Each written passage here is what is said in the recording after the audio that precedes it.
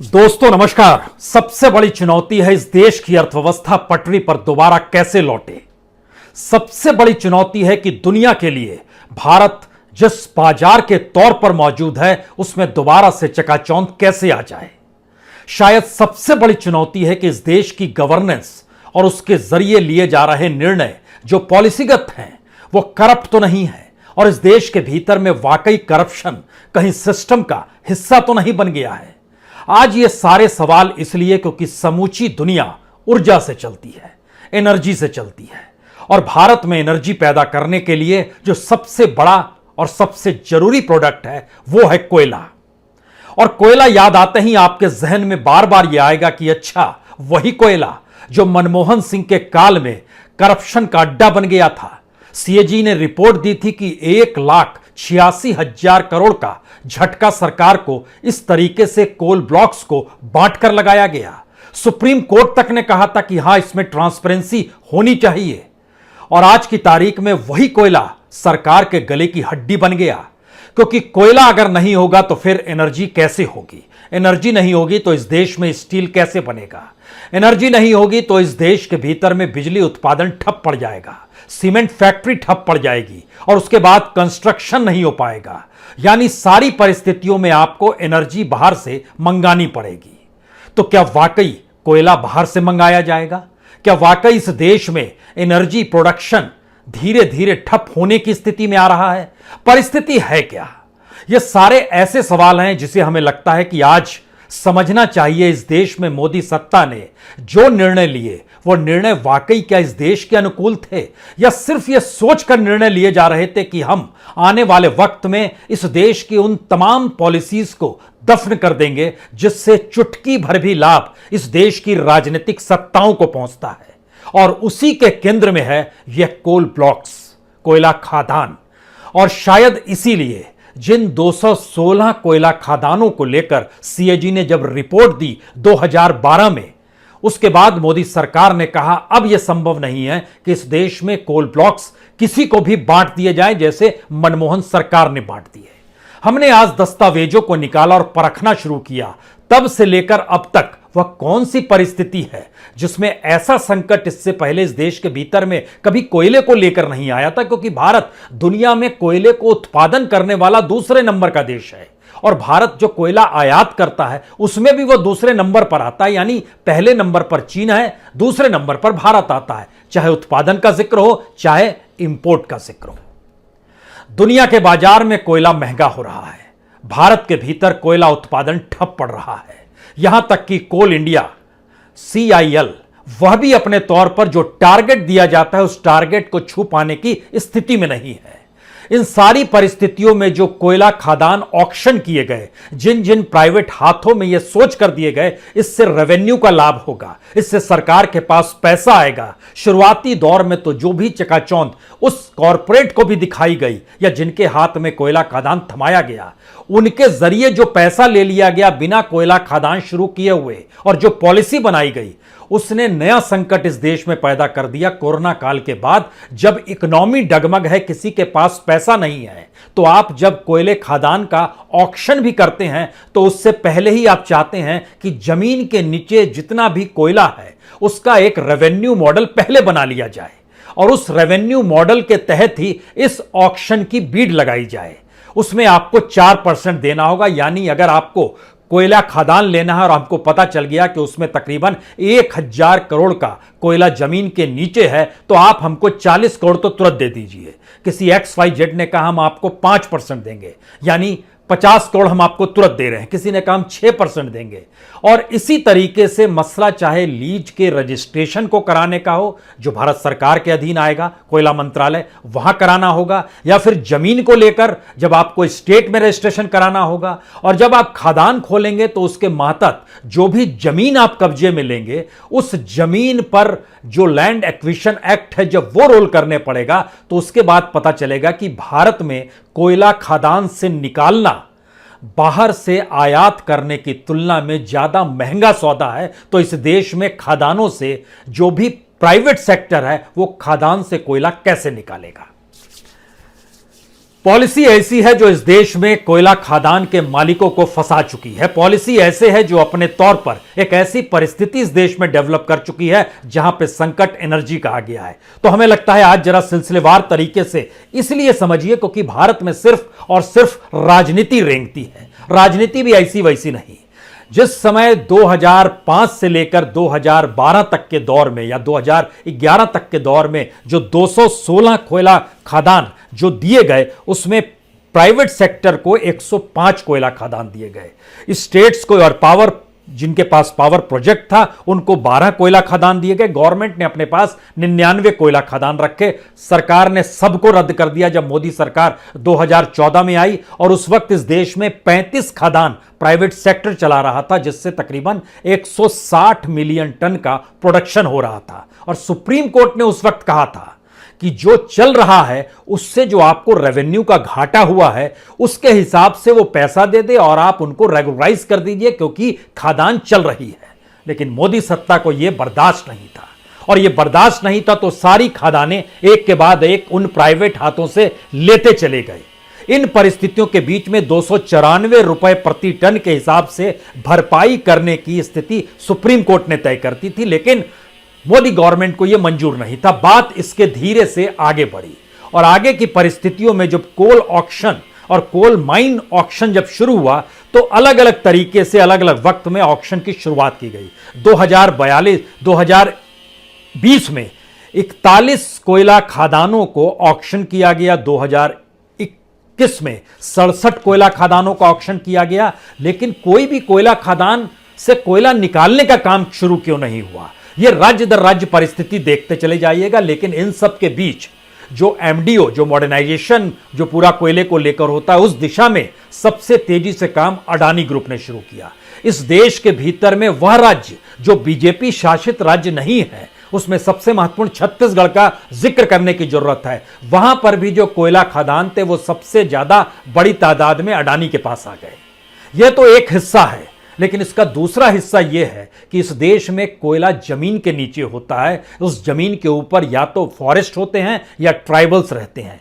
Forest भी होते हैं तो वही फॉरेस्ट होता है आदिवासियों की जिंदगी को चलाता है, और उनके पुनर्वास को लेकर आपने कोई पॉलिसी बनाई नहीं है। यह स्टेट गवर्नमेंट के सामने प्रॉब्लम आई तो स्टेट और सेंटर के बीच में यह टकराव भी खूब देखने को मिला। लेकिन सवाल सबसे बड़ा यह है कि क्या वाकई मौजूदा वक्त में कोयला है नहीं? क्या वाकई मौजूदा वक्त में सिवाय कोयला को आयात करने के अलावे कोई दूसरी परिस्थिति नहीं है? क्या वाकई कोयला आयात किया जाएगा तो बिजली महंगी हो जाएगी?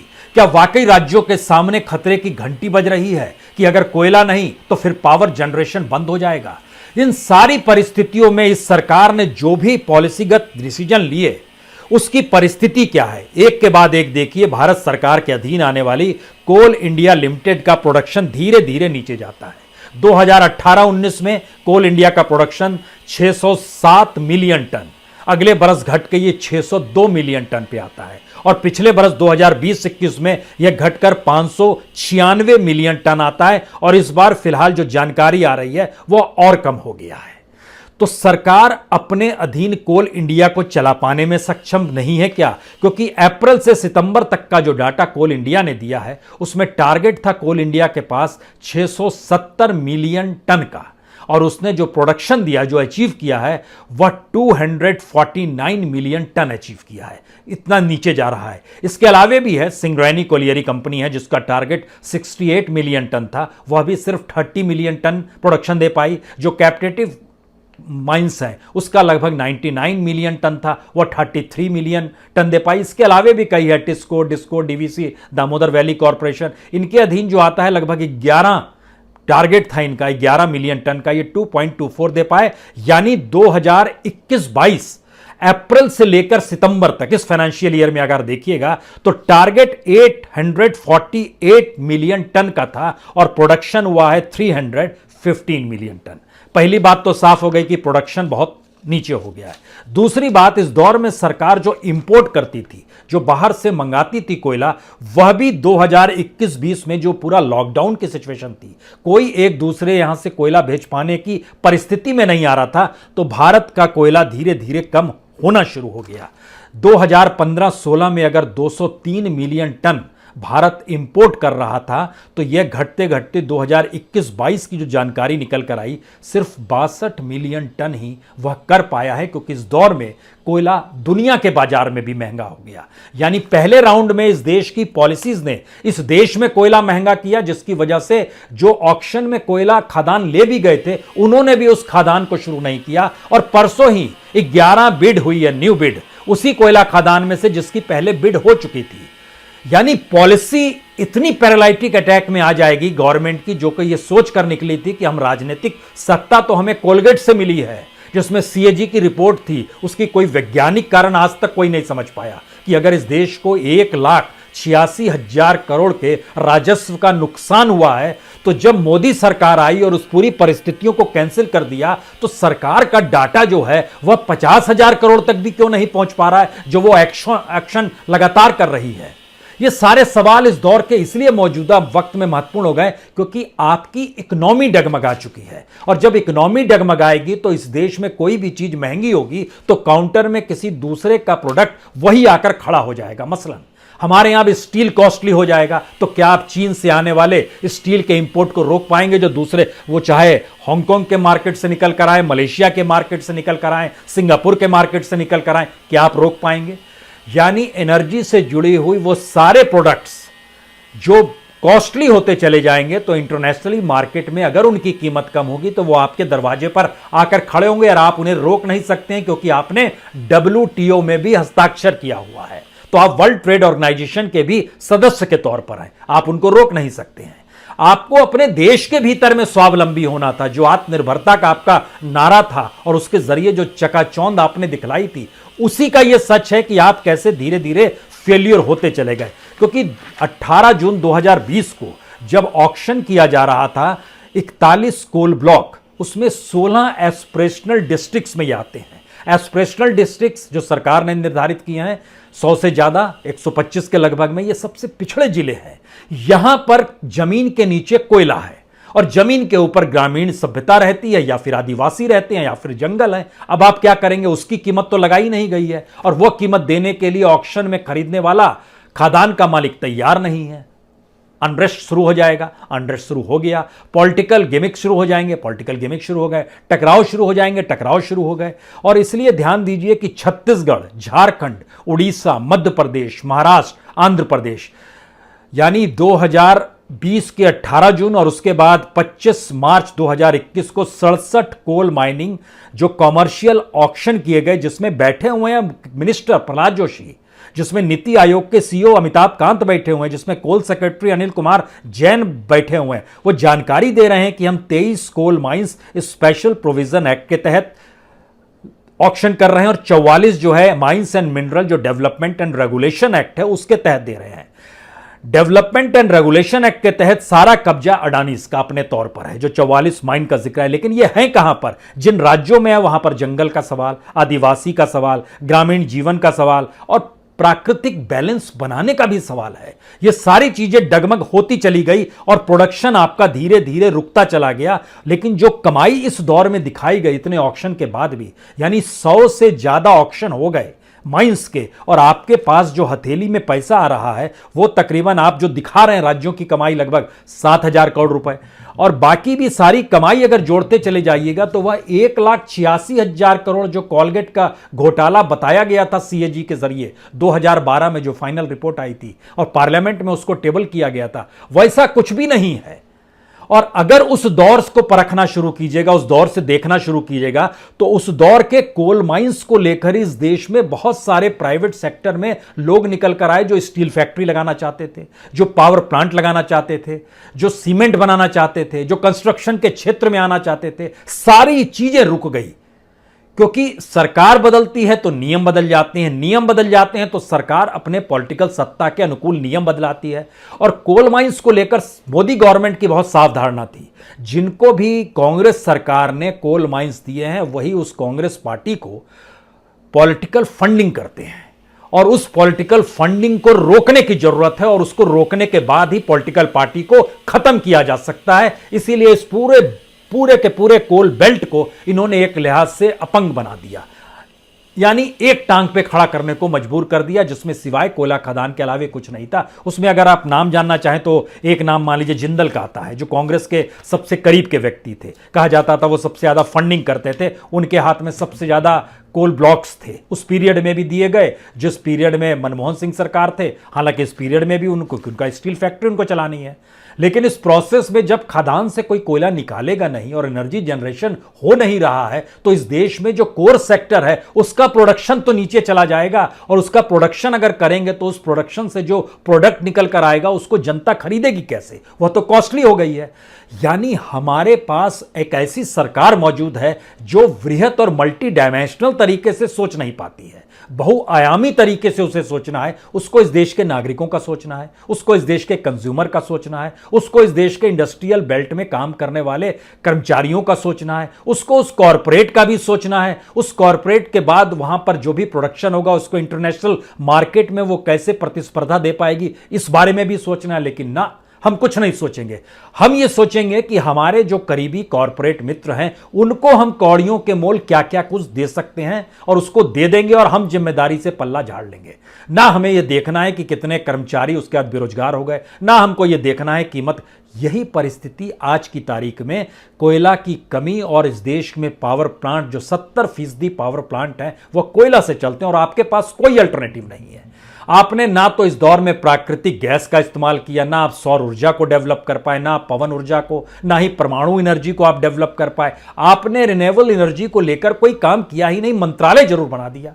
और इस देश में तमाम मंत्रालय और मंत्री क्या काम करते हैं यह कोई बताने का जिक्र आज की तारीख में करना ठीक नहीं है। लेकिन बहरहाल हम इन जब बातों का जिक्र कर रहे हैं तो जो फॉरेस्ट लैंड है तकरीबन 40% फॉरेस्ट लैंड के तहत आता है। उसमें खास तौर से यह बहुत देखने की बात है कि एक्सपेक्टेड उत्पादन किसी भी जगह से क्या होगा। और इसमें जब छत्तीसगढ़ का जिक्र निकल कर आया तो 17 ब्लॉक का जिक्र आया, जिसको वहां की कैबिनेट ने इजाजत दे दिया कि अब आप यहां से कोयला निकाल सकते हैं। 18 कोल ब्लॉक्स चुने गए थे, 17 की इजाजत दे दी गई।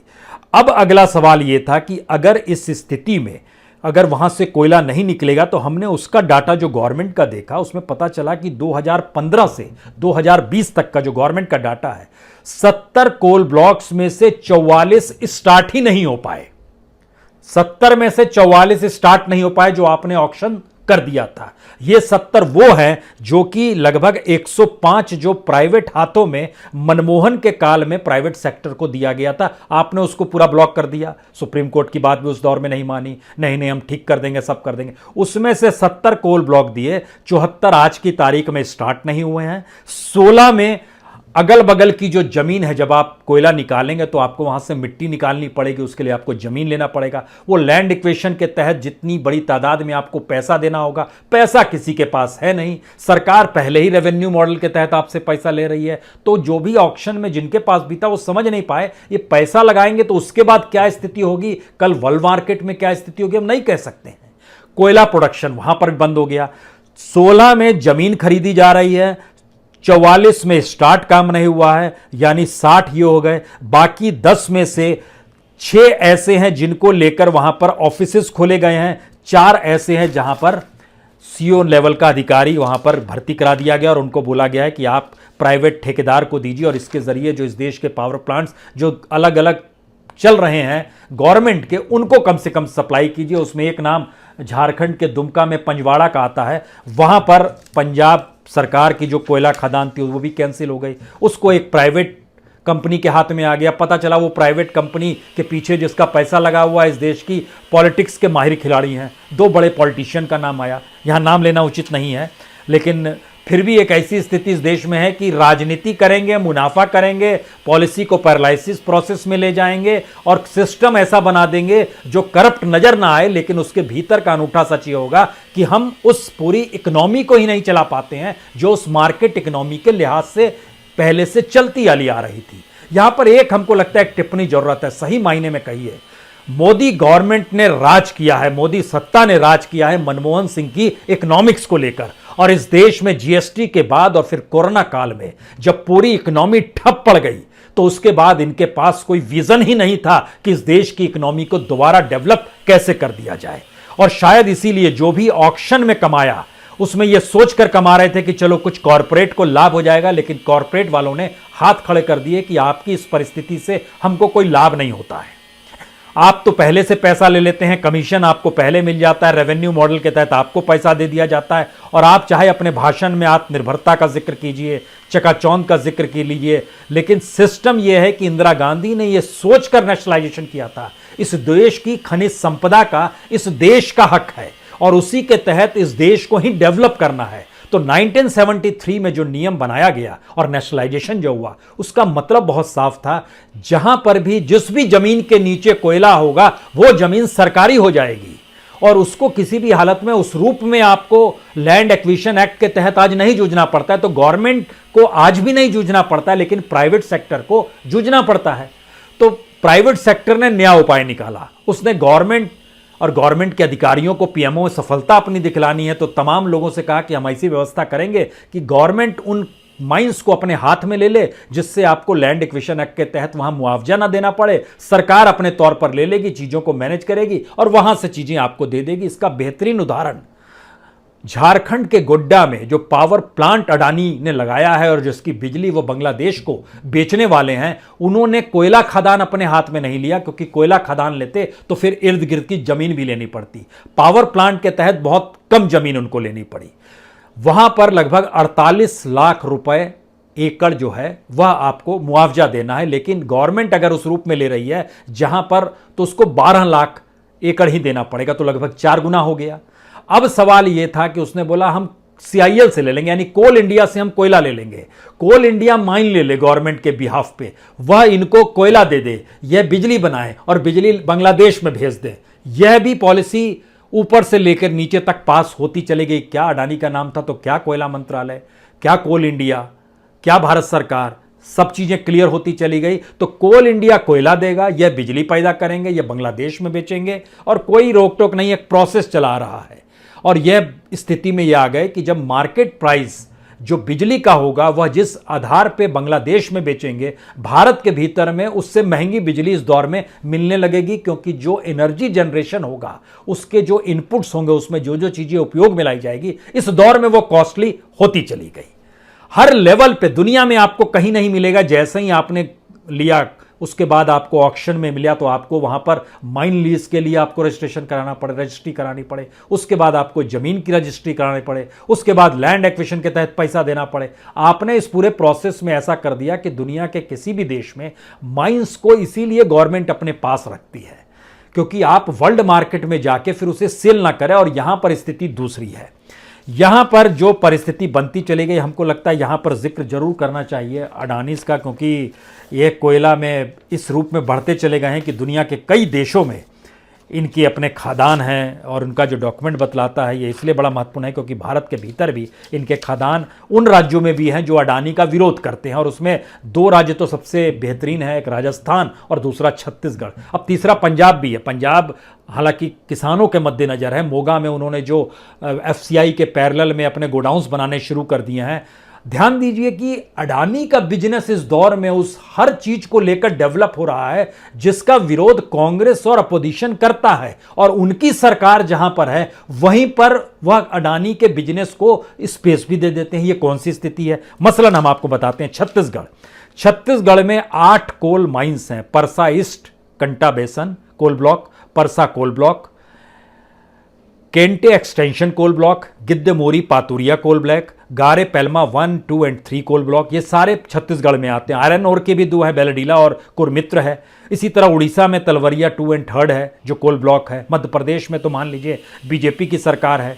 लेकिन इसके अलावे ध्यान दीजिए थर्मल पावर महाराष्ट्र में शिवसेना और कांग्रेस है, NCP है। तिरोड़ा में उनका थर्मल पावर, राजस्थान में गहलोत सरकार है, कावड़ में अडानी का थर्मल पावर, कोरबा और रायखेड़ा जो छत्तीसगढ़ का इलाका, यहां भी थर्मल पावर अडानीज का, कोल ब्लॉक्स, थर्मल पावर और अनाज रखने के लिए गोडाउन्स, ये उन राज्यों में है जो अडानी की पॉलिसी का विरोध करते हैं और अडानी को मोदी का मित्र बनाते हैं। लेकिन अपने स्टेट में भी पैसा बनाने और कमाने के लिए वह इसी फिलॉसफी के तहत उनके साथ खड़े हो जाते हैं। तो इसका मैसेज सबसे बड़ा यह है कि अब मोदी नहीं होंगे तो अडानी खत्म हो जाएंगे। इस देश में नहीं होंगे खत्म, क्योंकि इस देश की पॉलिटिक्स जो है वो पॉलिटिक्स को वही पूंजी चाहिए जो पूंजी कॉरपोरेट की है, और उसी पूंजी के जरिए चीजों को डेवलप करना है। कुछ लोग लायक होते हैं तो चीजों को बैलेंस करते हैं, और कुछ लोग लायक नहीं होते हैं तो ये पॉलिसी क्या देश में आ गई जिसमें कोयला भारत के भीतर में सबसे ज्यादा दुनिया में है, दूसरे नंबर पर चीन के बाद, तो भी हम कोयले के लिए आयातित पे निर्भर हैं और इस देश में कोयला महंगा भी करते चले जा रहे हैं। ये कौन सी पॉलिसी है कोई नहीं समझ पाएगा, लेकिन ये है।